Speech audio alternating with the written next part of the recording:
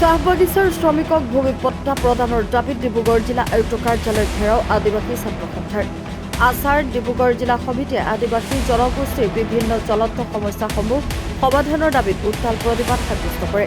প্ৰতিবাদকাৰীসকলে চাহ বাগিচাৰ চাহ ম্যাদী ভূমিত বসবাস কৰা চাহ ম্যাদী শ্ৰেণীটো বাতিল কৰি ভূমি আদিবাসীসকলক দিয়াৰ ব্যৱস্থা কৰা মিছন বসুন্ধৰা 3.0ৰ অধীনত আদিবাসীসকলৰ দখলত থকা চৰকাৰী ভূমিৰ পৰিচয় অনুসৰি আন বিঘা ভূমি দিয়াৰ ব্যৱস্থা কৰা চাহ বাগিচাৰ শ্ৰমিক আৱাসগৃহৰ লগত লাগি থকা কিচেন গাৰ্ডেনসমূহৰ মিছন বসুন্ধৰা 2.0ত বিনা কাৰণত ৰিজেক্ট হোৱা আদিবাসীসকলৰ আবেদন পুনৰ নিৰীক্ষণ কৰি স্থায়ী ভূমি পট্টা দিয়া ব্যৱস্থা কৰাৰ দাবী জনায়।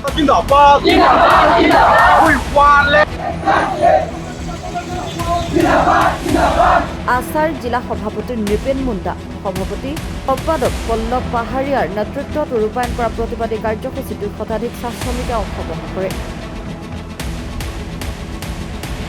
আমি সদৌ আদিবাসী ছাত্ৰ সন্থা ডিব্ৰুগড় জিলা সমিতি হৈ আজি যিহেতু আমি স্মাৰক পত্ৰ প্ৰদান কৰিছোঁ অসমৰ মাননীয় মুখ্যমন্ত্ৰী হিমন্ত বিশ্ব শৰ্মালৈ আৰু লগতে আমাৰ শ্ৰম মন্ত্ৰী সঞ্জয় কিষাণ আৰু লগতে আমাৰ ৰাজ্য মন্ত্ৰী যোগেন মোহনলৈ আমি স্মাৰক পত্ৰ প্ৰদান কৰিছোঁ। যিহেতু আমি যুগ যুগ ধৰি এখন চাহ বাগিচাৰ দাঁতিকাষৰীয়া অঞ্চলত আমি বসবাস কৰি আছোঁ আৰু সেইটো মাটিত চাহ ম্যাদী পাতাত অন্তৰ্ভুক্ত হৈ আছে আৰু দুৰ্ভাগ্য কথা আমি ভাৰত স্বাধীন হোৱাৰ ৭৬ বছৰ অতিক্ৰম কৰা তৎসত্ত্বেও আমি এতিয়া বৰ্তমানলৈকে আমি মাটিৰ অধিকাৰৰ পৰা সম্পূৰ্ণ বঞ্চিত হৈ আছোঁ আৰু সেয়েহে আমি চৰকাৰক দাবী জনাইছোঁ অতি শীঘ্ৰে টি পাট্টাৰ পৰা যিটো অন্তৰ্ভুক্ত হৈ আছে সেইটো কৰ্তন কৰি যিসকল আমাৰ দাঁতিকাষৰীয়া অঞ্চলত বসবাস কৰা আদিবাসীসকলক ভূমি পট্টা প্ৰদান কৰিব লাগে। আৰু লগতে আমি জনাব বিচাৰিছোঁ যিহেতু লেণ্ড পলিচি এক্ট 2019ৰ মতে চেপ্টাৰ 10ৰ মতে যিহেতু লেণ্ডলেছ বুলি কোৱা হৈছে, যিহেতু যদি এজন মানুহৰ যদি 8 বিঘাতকৈ যদি মাটি কম থাকে তেওঁ লেণ্ডলেছ পিপুল হিচাপে গণনা কোৱা হৈছে। আৰু আমি দেখিবলৈ পাইছোঁ মিছন বসুন্ধৰা 2 আৰু 3 যিহেতু মাটিৰ দিয়াৰ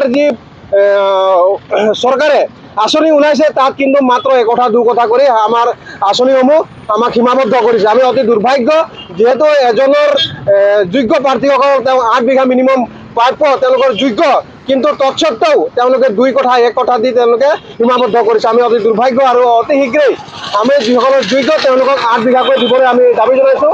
আৰু লগতেই যিহেতু মিছন বসুন্ধৰা 2 আৰু 3 বিশেষকৈ আমাৰ আদিবাসীসকলৰ গাঁওসমূহ আমি দেখিবলৈ পাইছোঁ যে বহু ভাগৰ আমাৰ ৰিজেক্ট হৈছে বিনা কাৰণত, যিহেতু তেওঁলোকৰ দখল স্বত্ব আছে তৎসত্ত্বেও তেওঁলোকৰ পজিশ্যন নথকাৰ এটা ভুৱা তথ্য দি আমাক মানে মাটিৰ অধিকাৰৰ পৰা সম্পূৰ্ণৰূপে বঞ্চিত কৰিছে মিছন বসুন্ধৰা 2ত। আৰু আমি চৰকাৰক দাবী জনাইছোঁ মিছন বসুন্ধৰা 3ত বিনা চৰ্তে তেওঁলোকক মানে মাটি পট্টা দিবলৈ আমি চৰকাৰক দাবী জনাইছোঁ। চাব বিচাৰোঁ যে অসম চৰকাৰৰ যি বসুন্ধৰা আঁচনি আহিছিল সেই আঁচনিৰ পৰিপ্ৰেক্ষিতত আমি যিটো ফাইনেলাইজেশ্যন যিটো পালোঁ লিষ্ট সেই সম্পৰ্কে আমি যদি চাবলৈ যাওঁ তেনে আমাৰ আদিবাসী লোকসকলৰ প্ৰায় সংখ্যক মাটিৰ যিখিনি তেওঁলোকে দিবলগীয়া আছিল 8 বিঘা পৰ্যন্ত তেওঁলোকে দিয়াৰ কথা কৈছিল, তাৰ ভিতৰত আমি এপ্লাই ক্ৰমে আমি মাত্ৰ 2 কথা বা 3 কথা পৰ্যন্তহে পাইছোঁ। তো সেই ভিত্তিত এক পৰ্যায়ক্ৰমে ভাল আৰু সুচিন্তা কৰি তেওঁলোকে যাতে এটা ভাল আপোনাৰ মীমাংসা আনিব লাগে তাৰ বাবে আমি দাবী জনাব বিচাৰিছোঁ। লগতে বৰ্তমান আহিবলগীয়া আগন্তুক যি বসুন্ধৰা 3 তাত আমাৰ চাহ ম্যাদীৰ থকা বা চাহ ম্যাদীৰ দাঁতিকাষৰীয়া অঞ্চলত যিখিনি আমাৰ আদিবাসী লোকসকল বাস কৰি আছে সেই মানুহখিনিক পট্টা দিয়াৰ ব্যৱস্থা কৰিব লাগে।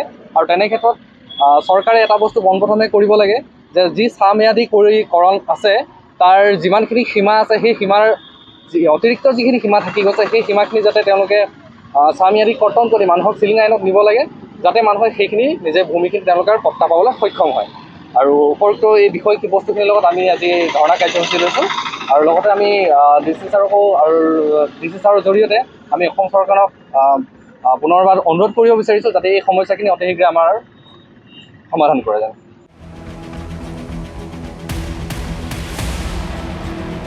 ডিব্ৰুগড়ৰ পৰা দীপিকা বৰুৱাৰ ৰিপৰ্ট, ৰিপাব্লিকানী।